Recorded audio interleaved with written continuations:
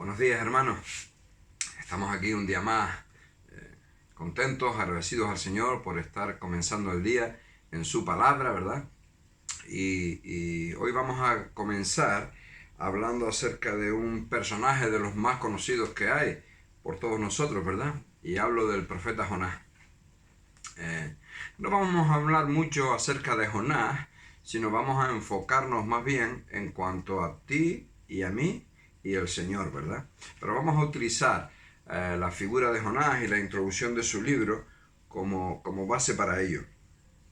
Y nos dice así, en Jonás en el capítulo 1, vamos a leer el versículo 1 y el 2, que nos dice: vino palabra de Jehová a Jonás, hijo de Amitai, diciendo: levántate, ve a Nínive, aquella gran ciudad, y pregona contra ella, porque ha subido su maldad delante de mí. Vemos aquí la historia del llamamiento de Jonás, el llamamiento al ministerio misionero de Jonás. Se da la circunstancia de que es la primera vez en la palabra de Dios que alguien es enviado. Jonás fue el primer misionero, el primer enviado de Dios a llevar las buenas nuevas a otro lugar. Hasta ahí la misión había sido, como los estudiosos llaman, centrípeta, es decir, la energía, la fuerza centrípeta es la fuerza que atrae a lo que está alrededor hacia sí. Es la fuerza que ejerce un imán con los metales que están, con los trozos de hierro que están a su alrededor. La idea es que la nación de Israel estaba llamada a vivir una vida de santidad, de consagración, de entrega a Dios en medio de las demás naciones paganas.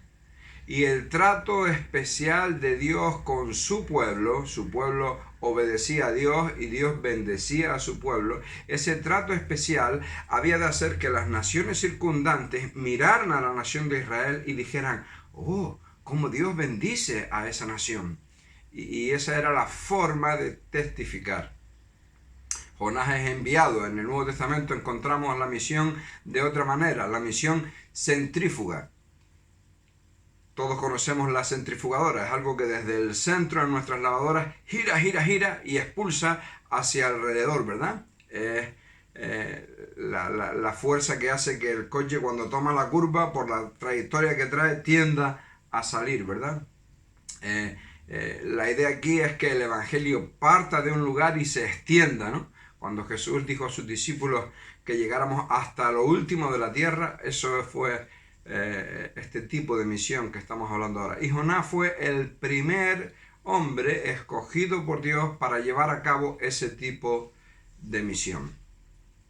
Y fíjate que dice el texto: vino palabra de Jehová a Jonás, hijo de Amitai.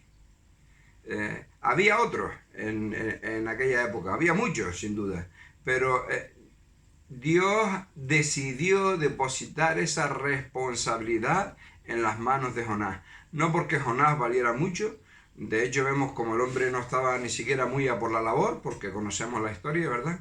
Pero Dios escogió a un hombre específico, concreto, para que llevase a cabo un plan específico y concreto. Llevar el mensaje de arrepentimiento a Nínive, a una ciudad tremendamente pecadora. Y esto nos muestra que Dios tiene planes específicos para cada uno. Dios nos ha puesto a cada uno de nosotros en el lugar en el que Él ha, por su sabiduría, por su conocimiento y por su soberanía, Él nos ha puesto en el lugar que Él ha querido, porque ese es el lugar que Él tiene para nosotros. A unos les ha puesto en un ministerio, en un área, a otros les ha puesto en otro ministerio, en otra área, a unos les ha hecho nacer en un lugar, a otros les ha hecho vivir en otro lugar. Es decir, Dios tiene un plan para el desarrollo espiritual de cada uno de nosotros y es responsabilidad nuestra entender, discernir esa voz de Dios para poder llevar a cabo el plan que Él tiene para nosotros. Cuando Dios quiso formar una nueva nación, un pueblo suyo, allá en tierra de Canaán, escogió a Abraham para que fuese. Cuando Dios quiso buscar a alguien que salvara a su pueblo de la hambruna que iba a venir, escogió a José para llevarle a Egipto y, en fin, conocemos la historia, ¿verdad? Cuando Dios quiso salvar a su pueblo de la tiranía de los madianitas, pues escogió a Gedeón. Y así vemos como Dios ha escogido a lo largo de toda la historia hombres determinados, específicos, para realizar labores determinadas y específicas. Así es como funciona Dios, y nosotros hemos de captar su plan y sumarnos a ese plan. Para esta elección que Él hace es en base a varias cosas, ¿no? Una es en base al conocimiento que Él tiene de nosotros. Dios nos creó, Dios nos conoce a cada uno por nuestro nombre. Jonás, hijo de Amitai, no solamente conocía a Jonás, sino al padre, lo nombra su ascendencia familiar para que no haya duda de que Jonás era él. Y es que Dios lo conoce porque Dios creó el código genético de Jonás, igual que Dios creó tu código genético y mi código genético. Estamos en una sociedad totalmente despersonalizada, donde cada vez el individuo cuenta menos como persona. Cada vez somos más un número, una cifra, una estadística. Ya ni cuando te mueres tienes nombre, pasas a ser una estadística, una cifra. Sin embargo, no es así con el Señor. Dios nos conoce a cada uno de manera personal. Dios conoce a cada uno pues sus angustias, sus temores, y Él se relaciona con cada uno de nosotros. Dios trata con el mundo, sí, pero Dios trata también con el individuo porque considera al individuo. Él se ha parado a formarnos, a crearnos a cada uno de nosotros, por lo que cada uno de nosotros tenemos ya un valor intrínseco. Ya cada uno de nosotros, por el simple hecho de haber sido creados por el Dios soberano y todopoderoso, tenemos un valor extraordinario, y Dios reconoce ese nuestro valor y quiere usarnos a nosotros con nuestros valores para su gloria y para su honra, como quiso usar a Jonás. Una vez claro esto, este plan que Dios tiene para con nosotros tiene un segundo punto, que es la comunicación que hay entre Dios y el hombre. Para que el hombre pueda discernir ese plan de Dios para él, es necesario que tenga una comunicación con Dios, una buena relación. Y la palabra de Dios es el punto de partida. Nos dice el texto que vino palabra del Señor a Jonás, hijo de Amitai. En los tiempos de Jonás la Biblia no estaba terminada, entonces Dios se valía de diferentes formas, de diferentes maneras, para llevar el mensaje que Él quería transmitir a las personas. Hoy nosotros tenemos la bendición de que tenemos la palabra profética más segura. Toda la voluntad de Dios para nuestras vidas está encerrada aquí, está encerrada en su palabra. Por tanto, eso nos lleva a que nosotros hemos de tener una actitud, una actuación, una constancia en nuestras vidas de estar metidos en la palabra de Dios. El apóstol Pablo le dice a los colosenses en el capítulo 3, dice que la palabra de Dios more en abundancia en vuestros corazones.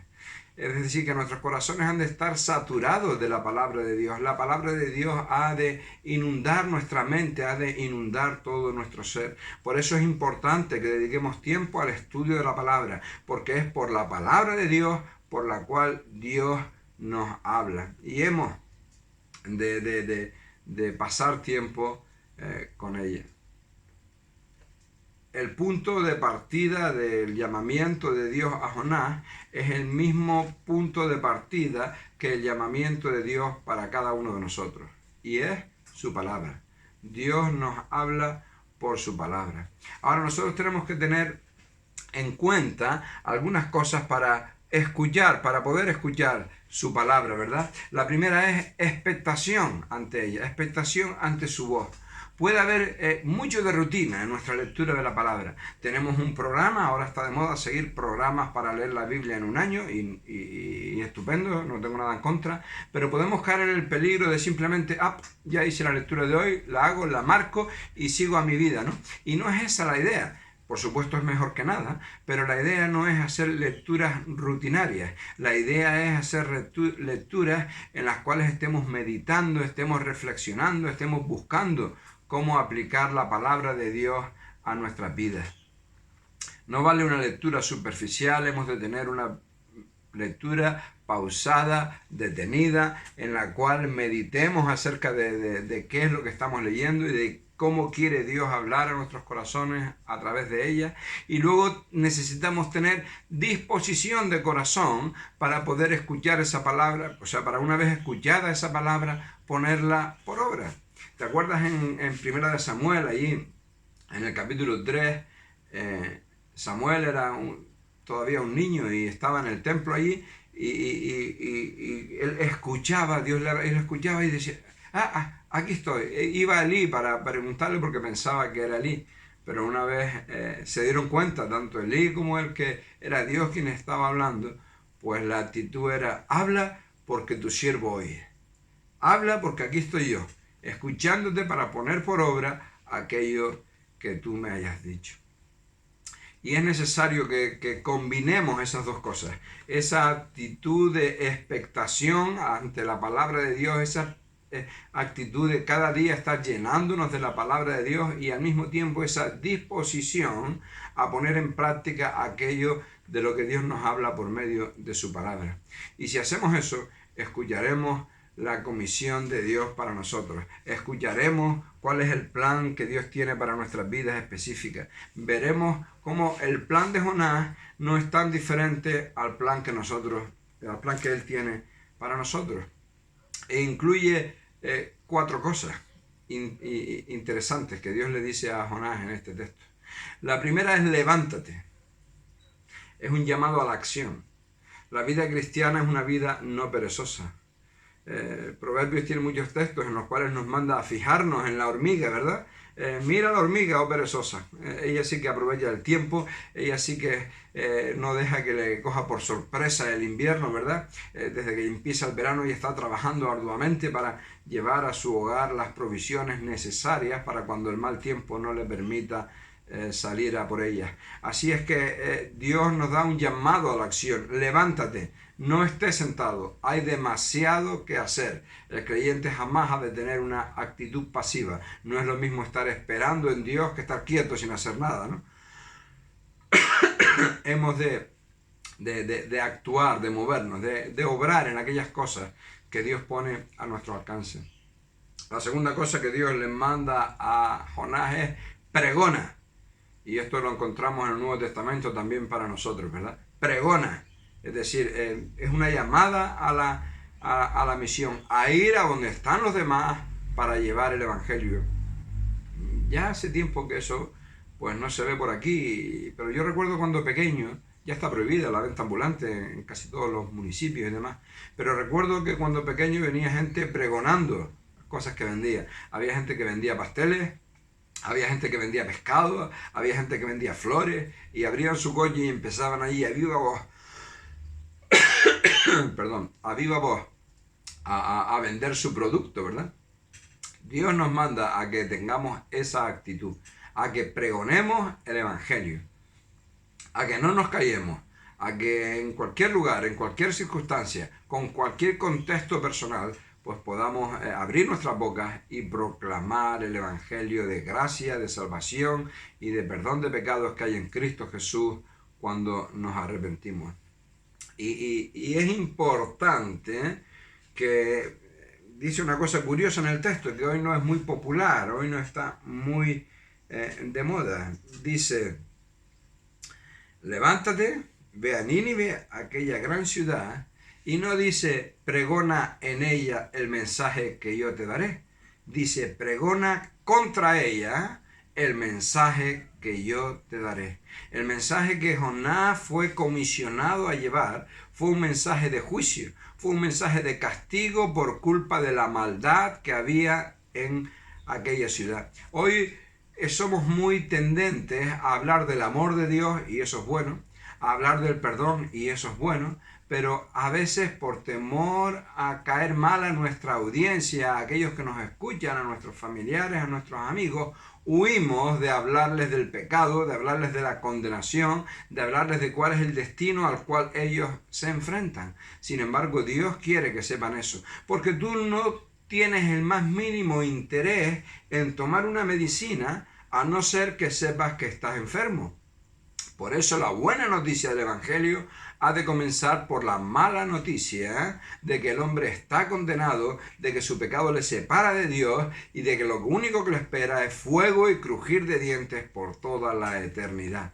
Y cuando el hombre ha entendido eso y tiembla por su situación, es cuando puede escuchar el mensaje del amor de Dios y del perdón de pecados en Cristo Jesús. Así que te animo a que dejes la inacción, si estás sujeto a ella, a que te levantes, a que formes parte de la vida y del ministerio cristiano, porque tenemos mucho que hacer hasta que el Señor llegue. Te invito a que vayas como Dios mandó a Jonás, a que te involucres en las misiones, a que te preocupes, te involucres en el evangelismo, a que pregones a viva voz y que hables del pecado, del infierno y de la situación en las que las personas se encuentran, para que de una forma bíblica ellas puedan clamar a Dios por perdón de sus pecados. Dios te conoce como conocía a Jonás, Dios te ama como amó a Jonás y Dios tiene un plan para ti como lo tenía para con Jonás. Solamente es necesario que tú abras tu corazón a la palabra de Dios, que satures tu mente de la palabra de Dios y que la pongas por obra. Y Él te usará de una forma poderosa. Dios te bendiga.